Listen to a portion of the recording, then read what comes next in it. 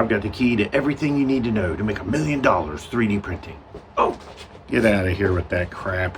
Hey guys, what's up? Roger here, and welcome to 10 Mile Creations, where you get a healthy dose of reality of what it's like to have a 3D print business. Not just the fuzzy, wormy part that makes you want to go out and buy 12 printers with no idea of what the hell you're going to do.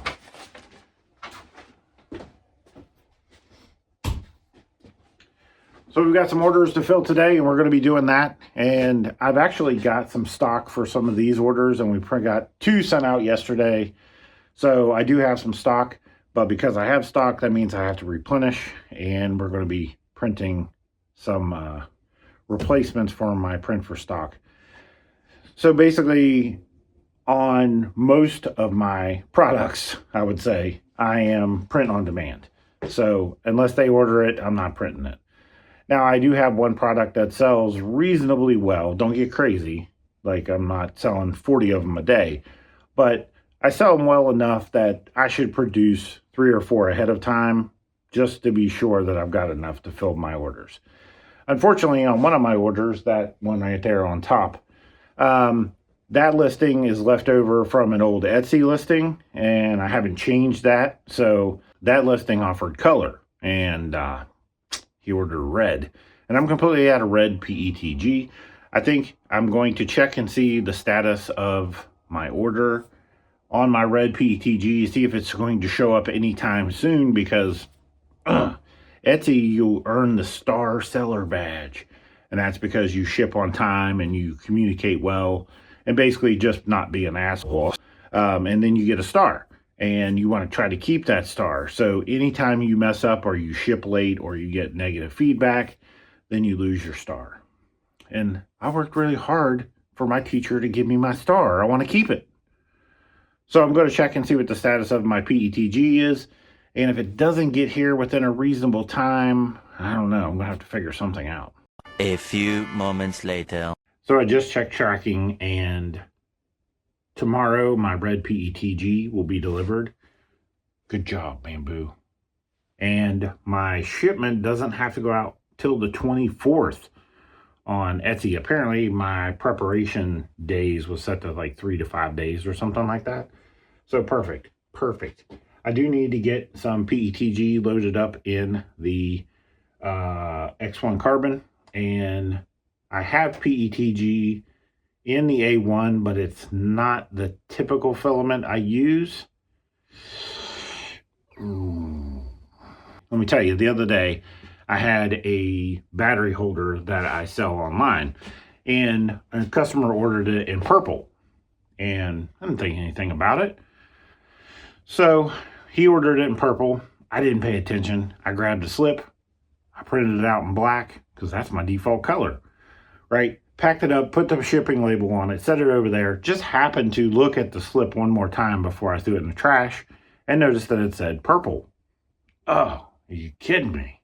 This is back in the day, and no big deal, but I already printed it in black. No big deal. Cut the bag open, take it out. I print out a purple one. Quality control. I check it after I print it. The battery doesn't fit. It's too tight. So between 2 different companies' materials, the fit or the dimensional accuracy wasn't quite right. Not a huge deal. I had to scale it at about 0.5% to get it to work correctly. But that means I printed a black one. I printed a purple one that doesn't fit, and then I finally printed a purple one that did fit. So on my $10 item, I printed it 3 times. Can't be doing that. So I think moving forward, what I'm going to do is just make sure that I'm using all the same filament in production. Now, I'll do some testing with different filaments, and if I decide to switch brands, awesome. But for production right now, everything stays with one brand, unless I know exactly what's going to happen. So this filament that's in the A1 is the Sunlu Black PETG, and I know it's very predictable. It actually is fairly accurate as far as the fit of the parts. But again, what I'm printing doesn't have, it has some leeway, not to the inside, but to the outside. So if parts tend to be loose with this filament, then that'll be okay. But if parts tended to be tight with this filament, that would not be good. So, okay, done with that big ramble. Let's get some filament loaded up and we'll get to work because we've got some files to print. Hey, let's do things one-handed today. One thing I really do love about a bed slinger is just such ease of access to the bed. I know it seems crazy, but you know, sometimes you just want to reach in there and wipe something off real quick or something, and it's, I don't know. Maybe I'm just becoming a bed slinger guy. I don't know. Keep my stuff clean. All right, so we got our job sent over. The only thing I didn't do was adjust the bed temperature. I like to run this material with the bed on the first layer at 75°C. I may just do that manually instead of canceling the job. I'll just set the bed to 75°C, and then after it does the first layer, I'll change it back to 70. No big deal. But we're going to go ahead and get a couple of those products printed out. That way, I've got my stock here, and I can fill my orders, and then I can replace with these after it's done. Now, to be completely honest, my number of subscribers is not a metric I really care that much about. More, what I care about is the comments. When I see you guys commenting down below and you can relate to what I'm posting, then that makes sense.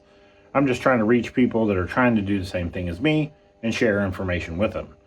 So even though for the majority of people, you know, the metric of I have 100,000 subscribers is like the thing they care about, it's not so much for me. It's the people I can reach, that's what matters.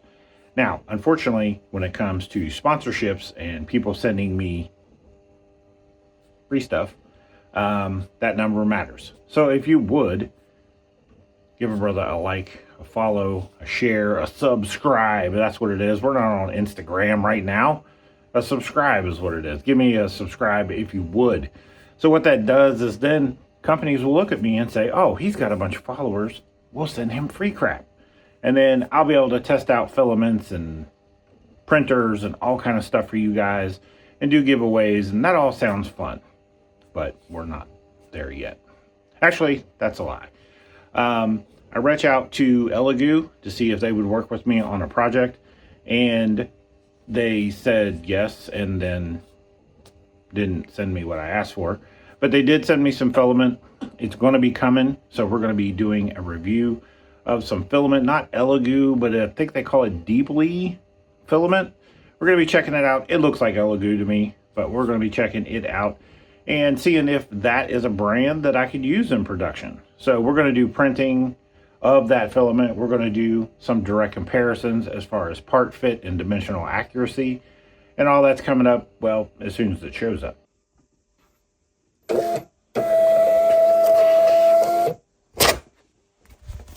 The old bun bin printer has been a workhorse. I will give it that.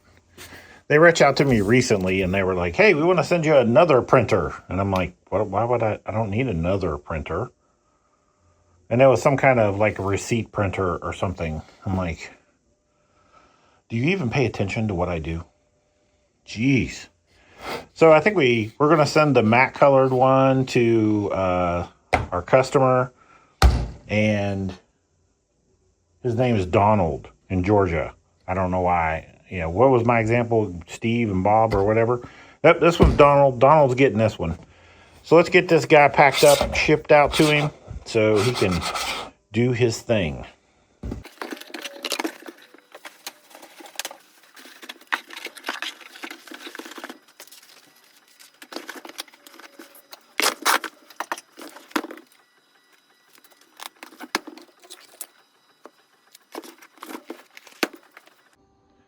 Five hours later, well, not actually later because it's currently printing, but I got about 5 hours before those two are done, and then I can put them back in stock, and I've got my other ones packed up and ready to go out. So short video today, but that's pretty much it. Now, obviously more orders could come in, and I would deal with those because I have a free printer, so I could get those printed out today.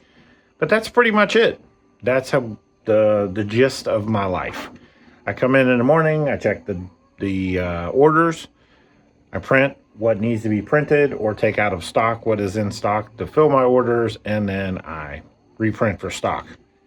That's pretty much it.